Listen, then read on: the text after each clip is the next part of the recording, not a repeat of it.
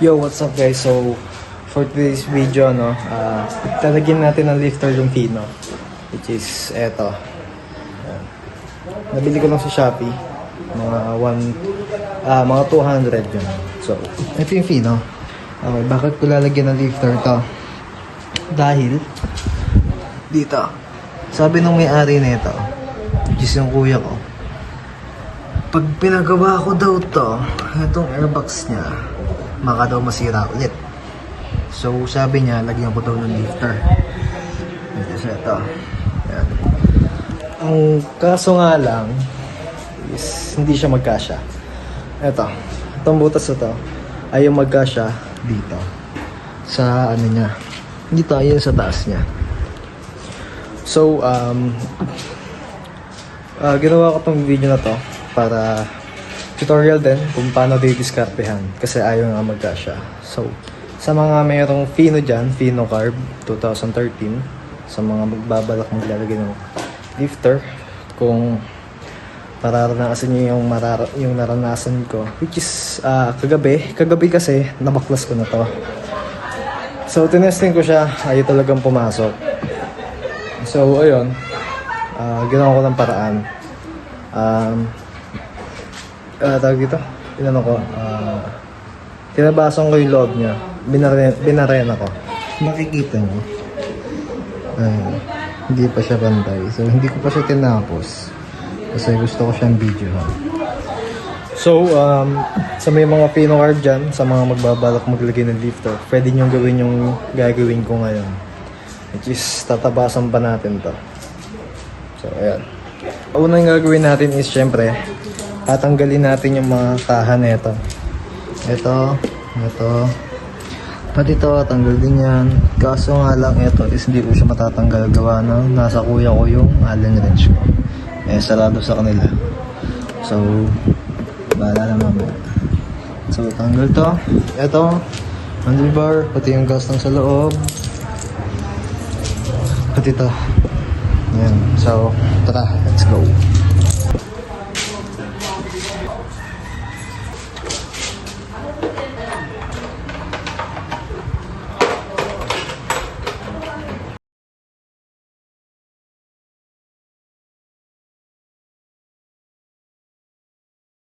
Okay, so wait lang, no?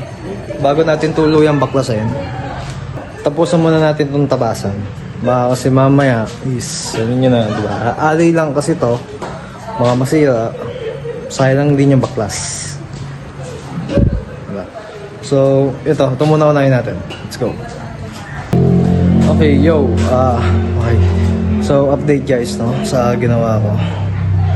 Ito. Yan. Lagyan ko ng palaman, tapos lagyan natin ng tornilyo dito kabila, tapos sa pangkahoy saka natin babirinahan yung ito, saka natin itutuloy. So ito yung pinagtabasan ito, pinamitan ko ng pampakal na lagay. So ayan, so tuloy na natin yung tabas. Let's go. Okay guys, so ready na lahat, no? Ito na yung barena. So, kung gagawin niyo yung tulad ko, kung wala kayong gantong kalaking bala, ang gawin nyo, dalhin nyo to, tapos punta kayong hardware, hanap kayo ng gantong kalaki. So, ayan. So, simulan natin na matapos na. Let's go.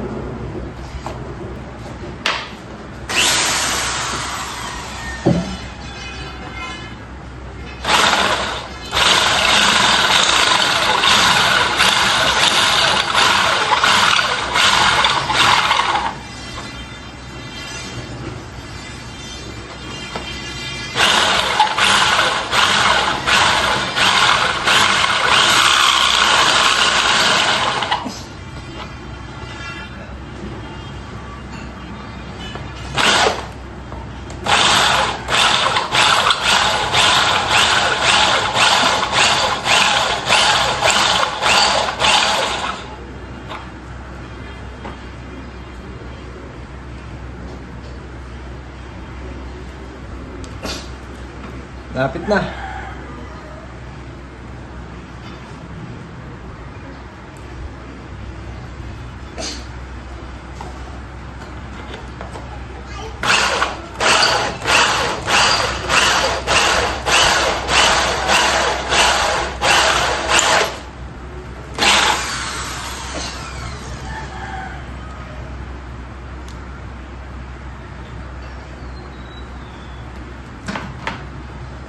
So sa pagbabatay na, no, ingat lang. Tandaan lang.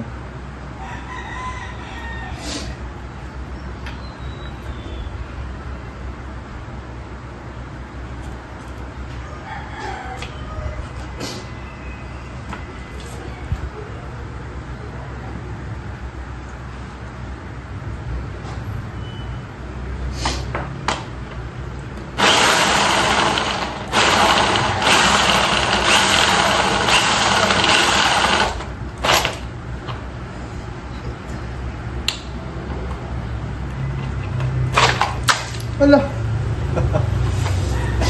Dahan-dahan lang talaga kailangan.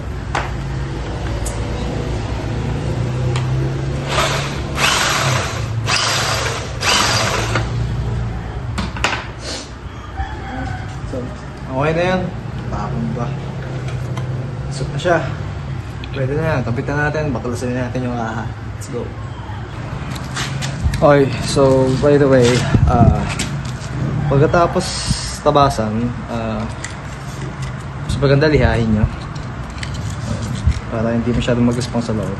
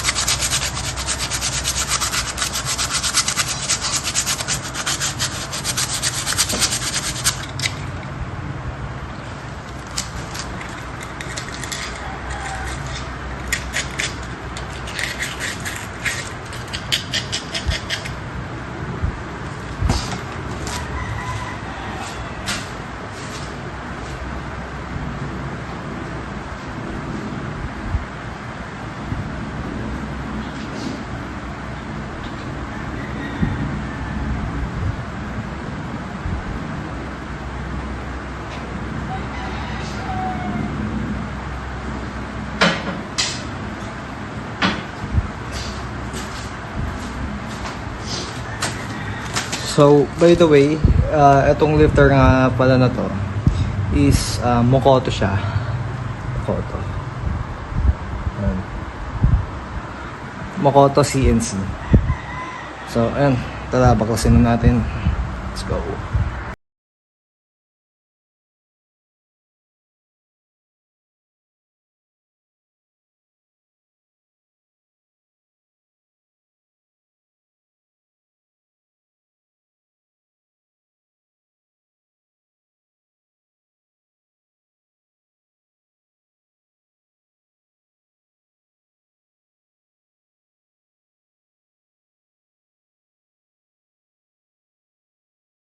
Okay, so guys, update no. Natanggal na natin lahat. Mahirap tanggalin yung tangke. May tumabon pa ako. Yan. Sayang gas. Mahal-mahal lang gas ngayon. Wala tayong matulong eh. Pasok screw system. So, kaya na natin to. Okay guys, ang susunod natin gagawin is tanggalin natin to. Yan. Nasa babagsak to eh. Tuunan ko na lang habang kailangan ng dalawang mata.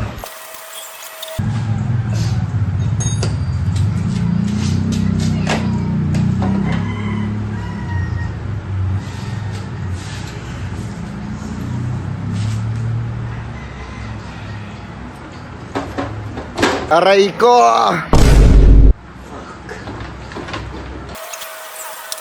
Okay guys, so tanggal na natin. Grabe. Sa dibdib na. Yung. Yan. Grabe ba? Okay guys, so ganda kasi siya. Ito yung yung lifter. Sasalpak natin siya dito. Dati ayaw niya sumalpak. Ngayon, ayan, pasok na siya. Gawa niya ito. Dati, nung di ko pa tinatabasan ito. Ayan, sumalpak.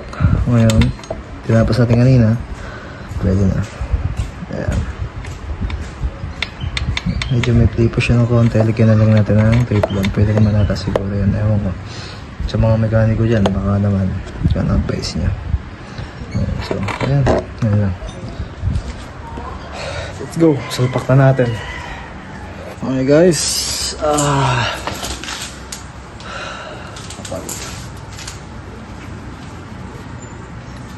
So, ganito siya. Nakakabit. Ganyan. Mas maganda, may washer tayo dito. Sa plastic to. Pwede naman siguro to. Pasok naman kasi wala siyang play. Wala siyang play. So, pag pinasok natin to, wala ng play. Kasama to. Kaya tatabasan muna natin. Eto.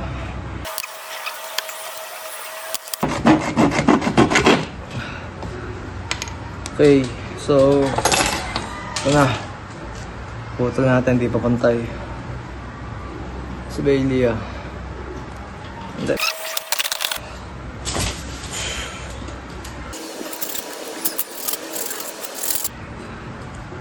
Pwede na to.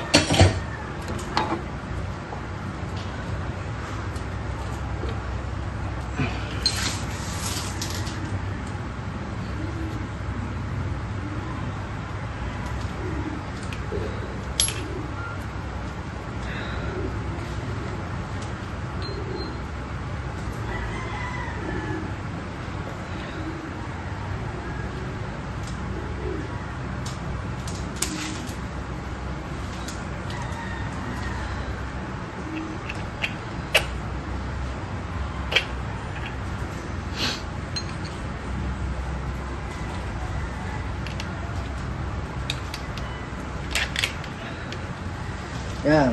So guys, ganito siya. Hanap ako na lang ng nut na pwede dito. Ganun.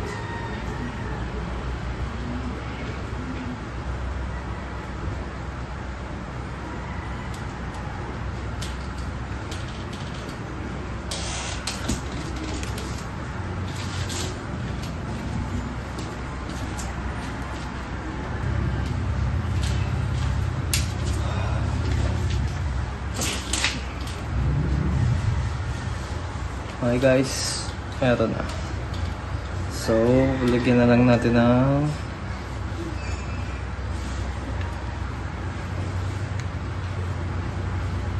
Teflon.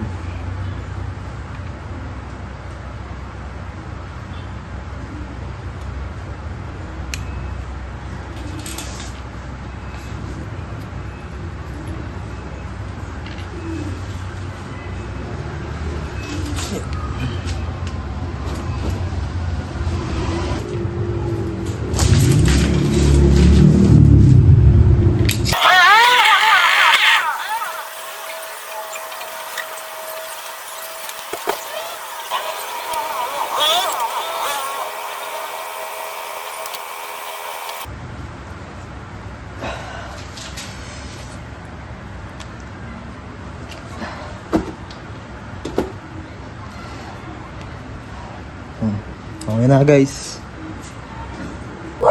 Okay guys, so eto na. Nakabit ko na siya. Yan. Ganyan yung itsura niyan. Tapos dito. Yan. Yan. So, paano kaya ikakabit to? Ito yun eh. Ganito yung itsura niyan. Saan ba yung ano niyan?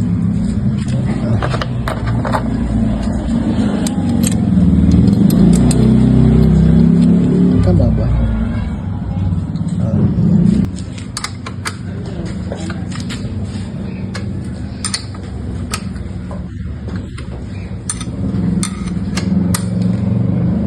Hindi, huwag mo siya na natin luwagan. Ayan, ganyan lang muna.